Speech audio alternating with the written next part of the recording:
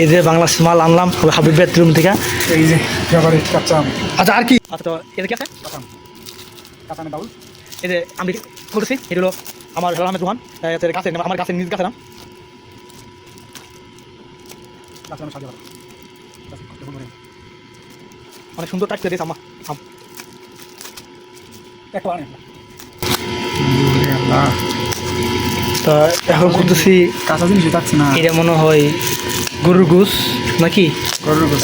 গরুর গোস রান্না করে না। আর এটা মনে হয় শুকনো মাংস না, না এই শুকনো মাংসটা ওকে আছে, কারণ এটা শুকনো মাংস তো সমস্যা নাই। লেট হয়ে গেছে, 5 দিন 6 দিন হয়ে গেছে। এই তো মায়ের হাতের গরু মাংস।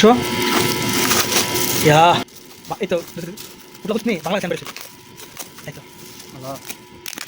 পোস্ট মারছে পোস্ট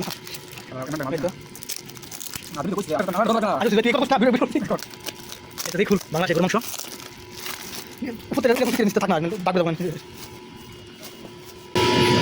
খোল।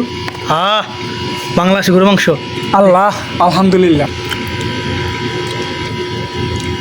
আলহামদুলিল্লাহ। বাংলাদেশের গরু মাংস খা শান্তি রে। সেই সাথ আম্মা হ্যাঁ, এই যে বাংলাদেশের গরু মাংস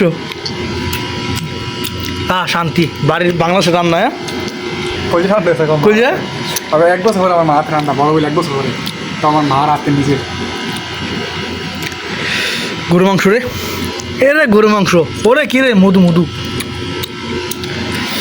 কয়েস কয়েস